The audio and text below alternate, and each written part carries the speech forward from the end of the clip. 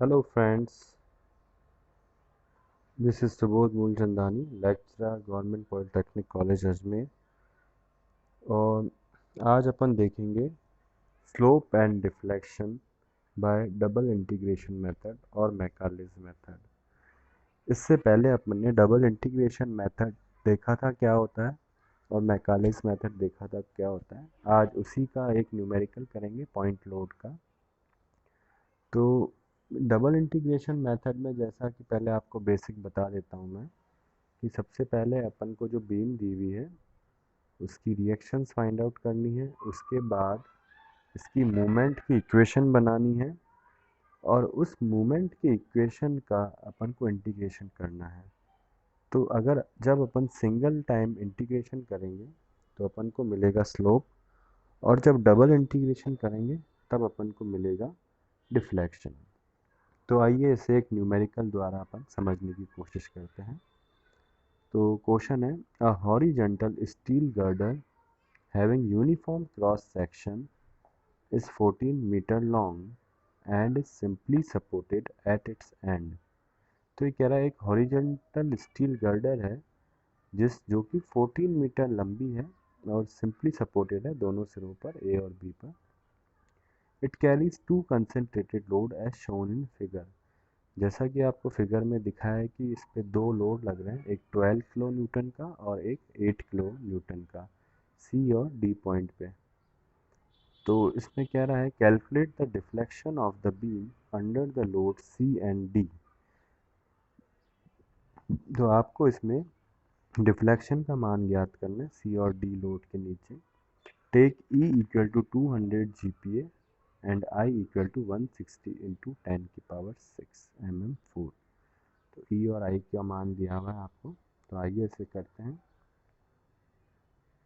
तो सबसे पहले अपन जो गिवन है वो सब अपन ने लिख लिया है और उनको में कन्वर्ट कर दिया। जैसे स्पान 14 मीटर था तो 14 इंटू 10⁻³ लोड अपन को W1 12 किलो न्यूटन दिया हुआ था तो 12 into 10⁻³ Newton. W2 8 kilo Newton दिया हुआ था तो 8 into 10⁻³ Newton. Modulus of elasticity 200 GPa दी हुई तो 200 इंटू 10⁻³ न्यूटन पर mm²। End moment of inertia 160 into 10⁶mm4। तो ये सब वैल्यूज़ अपन को गिवन है। इसके बाद अपन आर ए और आर बी निकालते हैं। जैसे अपन सिंपली सपोर्टेड बीम के लिए आर ए आर बी निकालते हैं उसी तरीके से इसमें भी अपन निकालेंगे। तो आर ए और आर बी निकालने के लिए अपन ने taking moment about A and equating the same, तो ए के सापेक्ष आघूर्ण लेने अपन को। तो क्या हो जाएगा, आर बी इंटू ए तक की दूरी 14 equal to 12 into 3 plus 8 into 9.5 equal to 112। ये आर बी इंटू 14 अपन ने किया तो ये सबको सॉल्व किया तो आर बी की वैल्यू आ गई 112/14 इक्वल टू 8 किलो न्यूटन। तो यहाँ पे टोटल लोड अपना 12 और 8 का लग रहा है, तो 8 अगर आर बी है तो आर ए हो जाएगा अपना 12 किलो न्यूटन। तो इस तरह से अपन ने दोनों रिएक्शंस निकाल ली। Now taking A as origin and using Macaulay's method, the bending moment at any section x at a distance x from A is equal to। अब A को ओरिजिन मानते हुए अपन मैकालेस विधि यूज करते हैं और बेंडिंग मूवमेंट निकालते हैं किसी x सेक्शन पे जो कि x दूरी पर है। तो ये देखिए ये इक्वेशन होती है स्लोप एंड डिफ्लेक्शन की, जो जनरल डबल इंटीग्रेशन मेथड की इक्वेशन है। E I d two y upon d x square equal to अपन मानते हैं एम एक्स के बराबर। तो एम एक्स अपना यहाँ हो जाएगा। देखिए सबसे पहले स्टार्ट करते हैं ए पॉइंट से। तो अगर सेक्शन अपन ए से राइट में ले जाते हैं एक्स को तो क्या हो जाएगा, आर ए इंटू एक्स, तो -12 इंटू 10⁻³ इंटू एक्स। फिर सेक्शन को अपन और आगे ले जाते हैं अगर 12 के बाद तो क्या हो जाएगा, R A into x -12 into x -3। तो तो आर ए 12 इंटू एक्स, ठीक है। तो 12 इंटू एक्स माइनस 3, ये देखिए आप, फिर प्लस 8 इंटू एक्स माइनस 9.5, क्योंकि 3 और 6.5 दोनों को अपन को करना है, तो ये एम एक्स की इक्वेशन है। तो ये आपकी पूरी इक्वेशन बन गई। तो आर ए इंटू एक्स सबसे पहले, फिर -12 इंटू एक्स माइनस 3, फिर -8 इंटू एक्स माइनस 9.5। तो ये सारा अपन ने इक्वेशन बना ली मूवमेंट की। तो एक्स एक्शन अपन ने जो लिया है वो लिया है अपन ने 8 किलोन्यूटन के बाद, ताकि सारे लोड अपने कवर हो जाएं। अब इस इक्वेशन को, जो एम एक्स की इक्वेशन है, इसको इंटीग्रेशन करते हैं, इंटीग्रेटिंग द अबव इक्वेशन। तो जब पहली बार इंटीग्रेशन करेंगे तो अपन को स्लोप की इक्वेशन मिलेगी, और जब वापस से इसका डबल इंटीग्रेशन करेंगे तो अपन को डिफ्लेक्शन की इक्वेशन मिलेगी। तो आइए इसका इंटीग्रेशन करते हैं। तो ये हो जाएगा 12 इंटू 10⁻³ और x का हो जाएगा x²/2, एक कांस्टेंट इसमें ऐड हो जाएगा, प्लस C1। नेक्स्ट वाले का हो जाएगा 12 इंटू x−3⁻²/2, उसके plus 8 into x−9.5⁻²/2।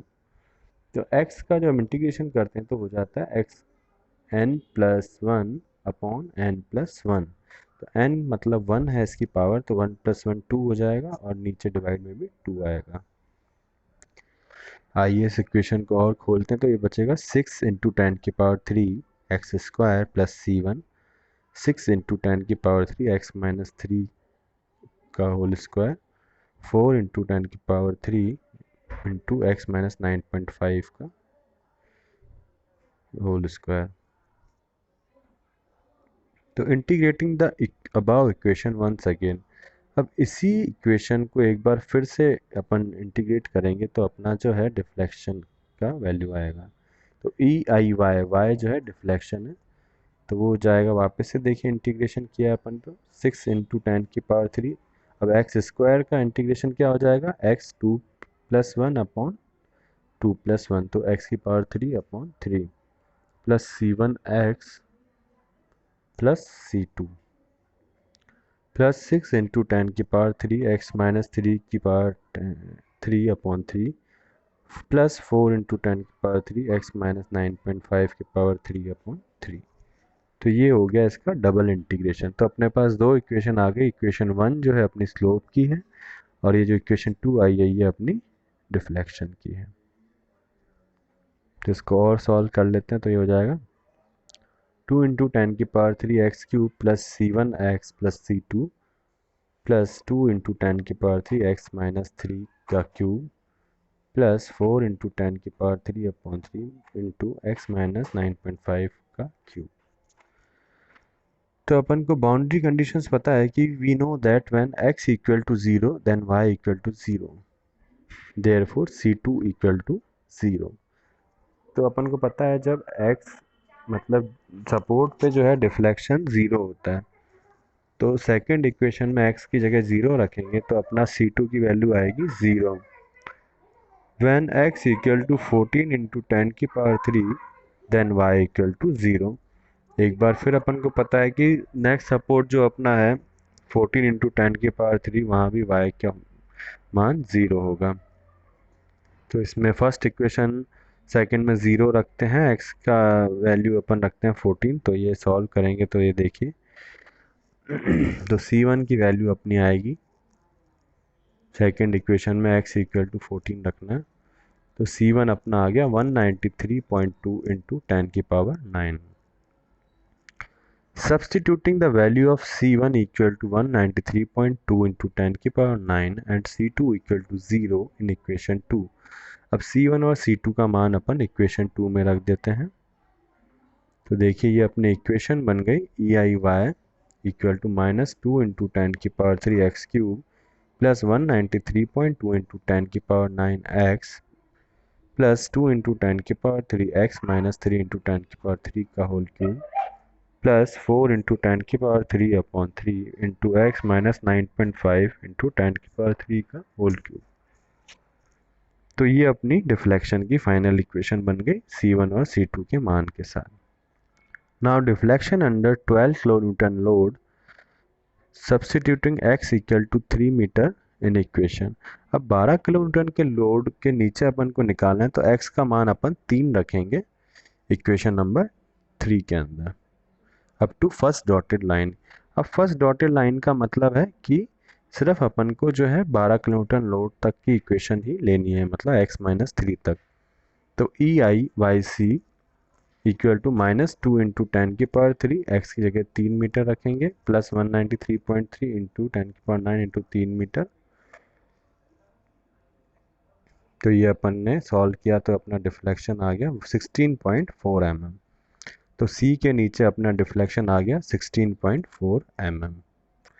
Similarly for deflection under 8 kilonewton load substituting x equal to 9.5 metre in equation. 8 kilometre load के नीचे निकालना है, तो x इक्वल टू अपन को रखेंगे 9.5 metre up to second dotted line. ठीक है, उस डॉटेड लाइन से सेकंड डॉटेड लाइन से पहले तक। तो ई आई वाई डी हो जाएगा अपना माइनस 2 इंटू 10⁻³ इंटू 9.5 इंटू 10⁻³ का cube plus 193.2 into 10⁹ into 9.5 into 10⁻³ plus 2 into 10⁻³ into 9.5 into 10⁻³ minus 3 into 10⁻³ का होल क्यूब। तो ये अपन ने वैल्यूज़ पुट कर दी, इसको सॉल्व करेंगे। ई आई का मान अपन को रखना है, तो वाई डी अपना आ जाएगा 20.9 mm। तो बहुत ही सिंपल था। अपन को सबसे पहले एम एक्स की इक्वेशन बनानी है, फिर इसका इंटीग्रेशन करना है, सबसे पहले एक बार, फिर दूसरी बार, फिर C1 C2 की वैल्यू निकालनी है, फिर जहाँ जहाँ पे डिफ्लेक्शन निकालना है x का मान वहाँ तक के लिए रखना है। और C के नीचे डिफ्लेक्शन आया 16.4 mm और D के नीचे आया 20.9 mm। तो ये है अपना मैकालेज मेथड या double integration method to finding the deflection. Thank you friends.